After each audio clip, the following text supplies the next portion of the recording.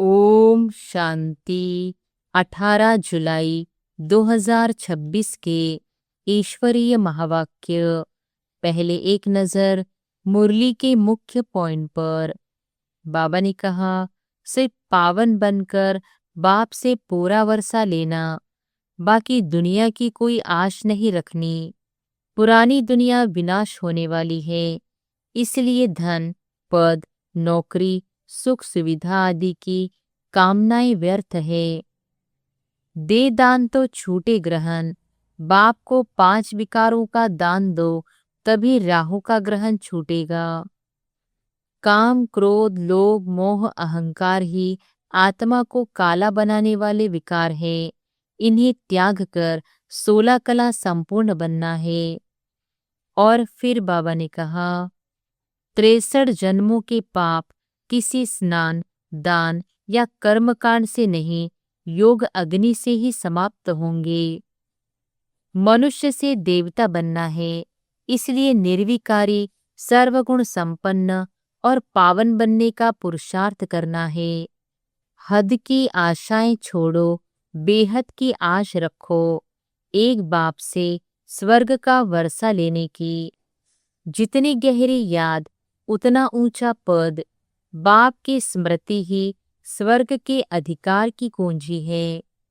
और फिर लास्ट में बाबा ने कहा, धंधा दोरी करते हुए भी ज्ञान अमृत पिलाना है। जीवन को सेवा का साधन बनाना है। घर घर सेवा का केंद्र बन सकता है। घर में यूनिवर्सिटी, हॉस्पिटल समान ज्ञान सेवा का वातावरण बनाओ। सवेरे अमृत वेले उठकर बाप को याद करना, यह पक्की धुन रखो कि हमें बाप से वर्षा लेना है। माया के तूफानों से घबराना नहीं है। वे आएंगे और चले जाएंगे, उनमें समय व्यर्थ नहीं गंवाना। और अब सुनते हैं महावाक्यों को विस्तार से। मुरली का सार। मीठे बच्चे, इस पुरानी दुनिया में जिस प्रकार की आशाएं मनुष्य रखते हैं, वह आशाएं तुम्हें नहीं रखनी है, क्योंकि यह दुनिया विनाश होनी है। प्रश्न है, संगम युग पर कौन सी आश रखो तो सब आशाएं सदा के लिए पूरी हो जाएंगी?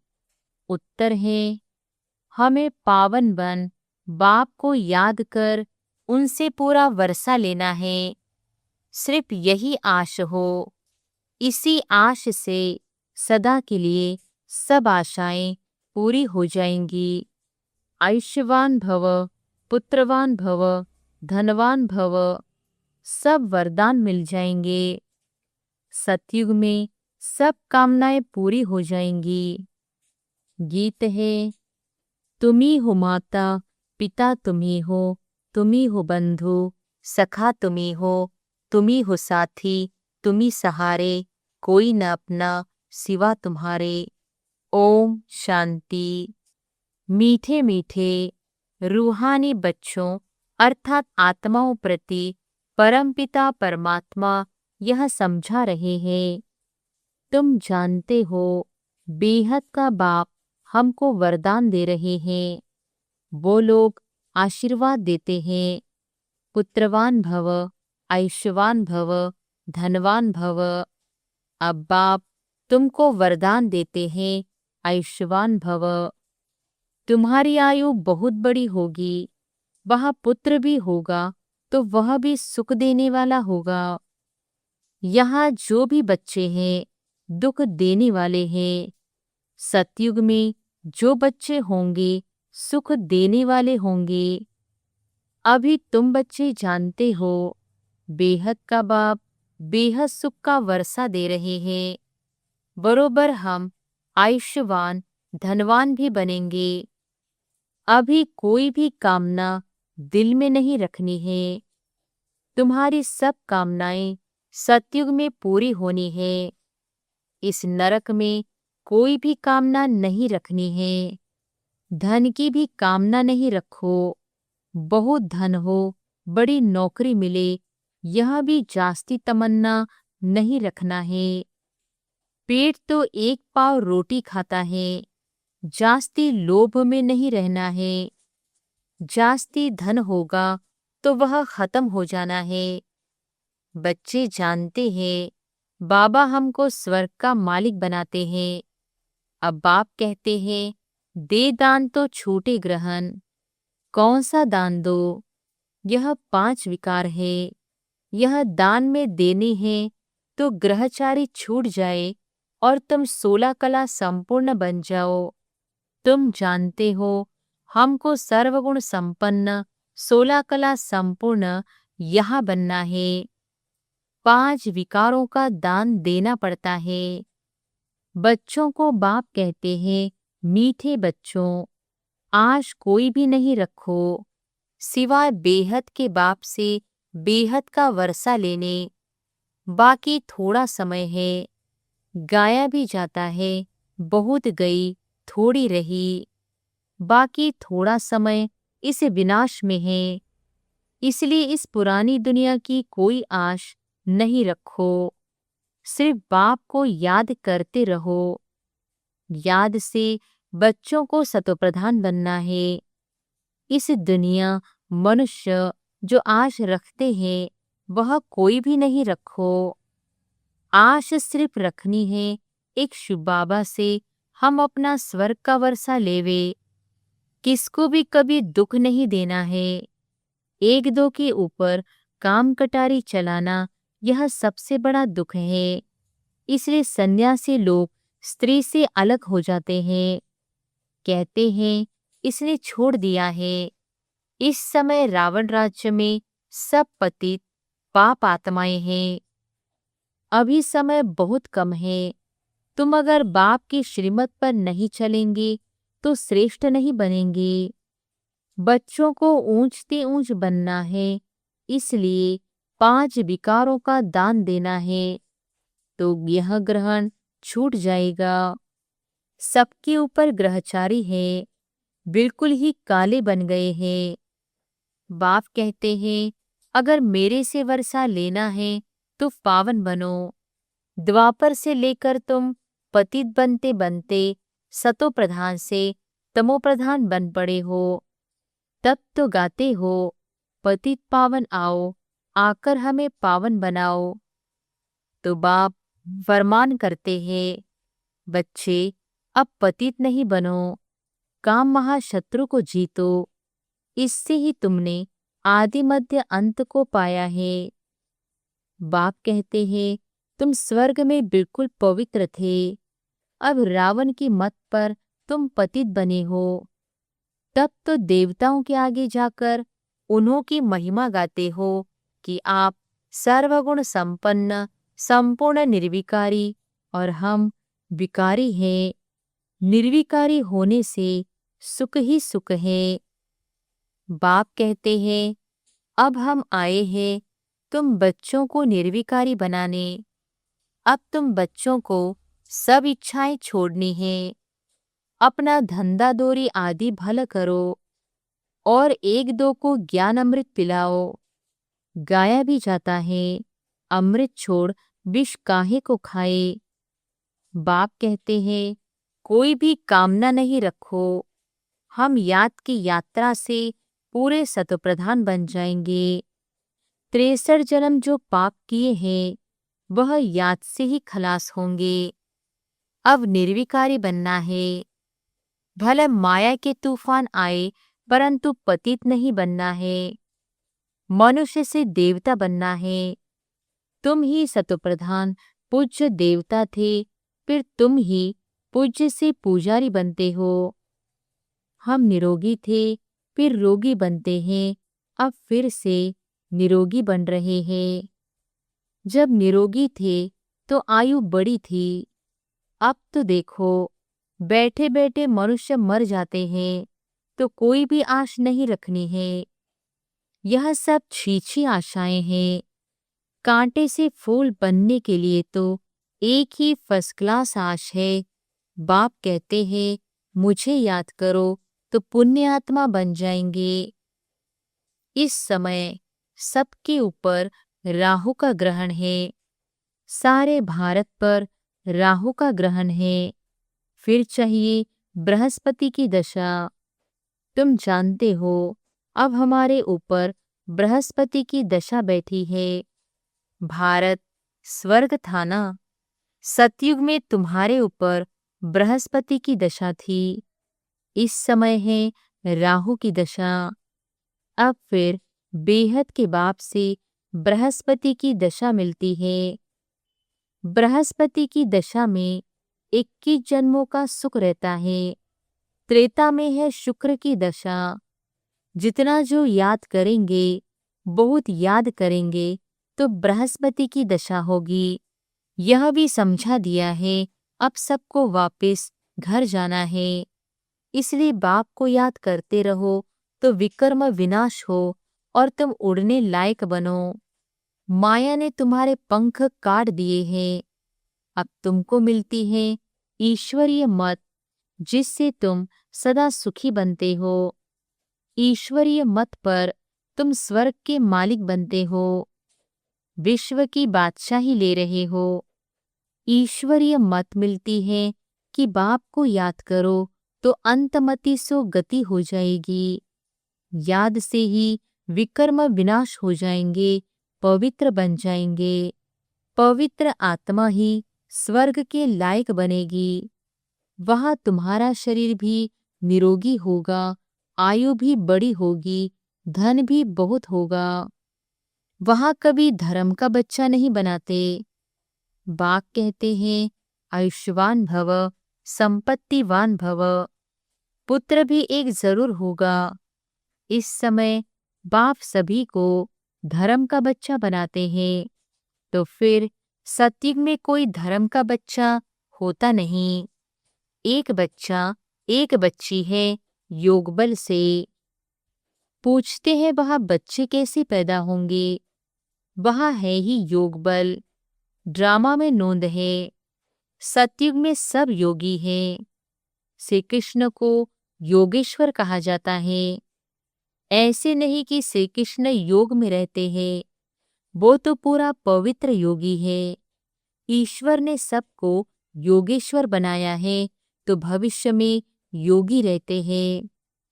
बाप ने योगी बनाया है, योगियों की आयु बड़ी रहती है, भोगी की आयु छोटी होती है। ईश्वर ने बच्चों को पवित्र बनाए, योग सिखाकर देवता बनाया है। इनको कहा जाता है योगी। योगी अथवा ऋषि पवित्र होते हैं। तुमको समझाया है, तुम हो राज ऋषि, राजयोग सीख रहे हो राजाई पद पाने के लिए। इस समय बाप को याद करना है। यहाँ कोई उल्टी आश नहीं रखनी है कि बच्चा पैदा हो फिर भी विकार में जाना पड़े ना, काम कटारी चलानी पड़े।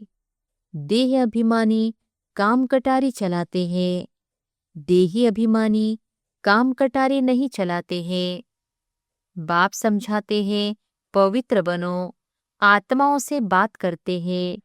अब यह काम कटारी नहीं चलाओ, पवित्र बनो तो तुम्हारे सब दुख दूर हो जाएंगे। तुमको स्वर्ग का मालिक बनाते हैं। बाप कितना सुख देते हैं।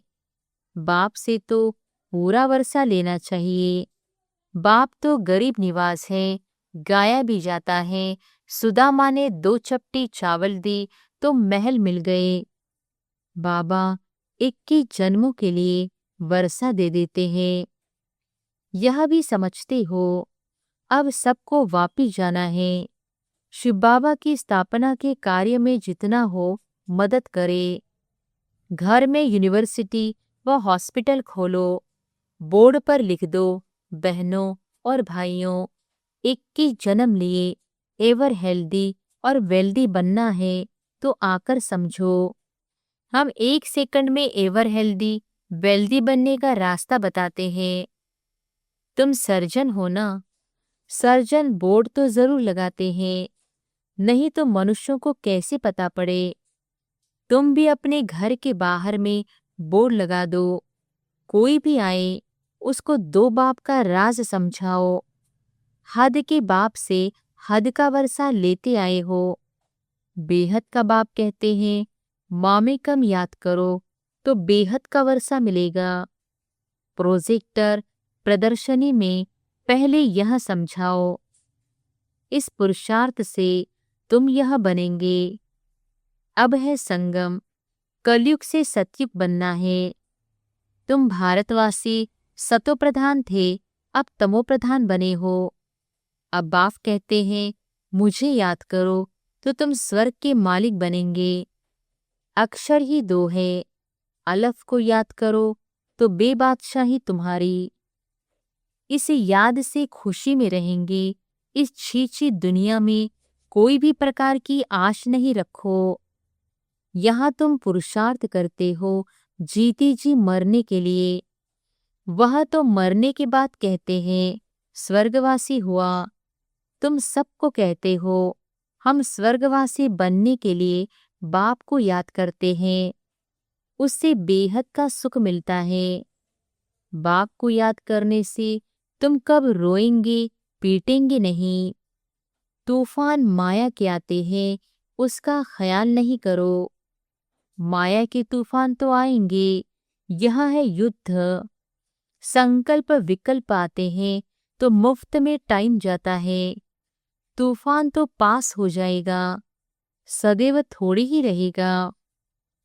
सवेरे उठकर बाप को याद करना है, बाप से वर्षा लेना है, यह धुन अंदर लगी रहे। बाप और कोई तकलीफ नहीं देते हैं, सिर्फ बाप को याद करना है और सबको भूल जाओ। यह सब मरे हुए हैं, आपस में यही बातें करते रहो। बाबा अब तो सिर्फ आपको ही याद करेंगे, आपसे स्वर्ग का वर्षा लेंगे। टाइम रख दो, हम 3 से 4 बजे जरूर उठकर बाप को याद करेंगे। चक्र भी याद रखना है। बाप ने हमें रचता और रचना की नॉलेज दी है। हम इस मनुष्य सृष्टि झाड़ को जानते हैं। हम 21 जन्म कैसे लेते हैं यह बुद्धि में है। अभी फिर हम जाते हैं, स्वर्ग में फिर से आकर पाड़ बजाएंगे। हम आत्मा हैं, आत्मा को ही राज्य मिलता है।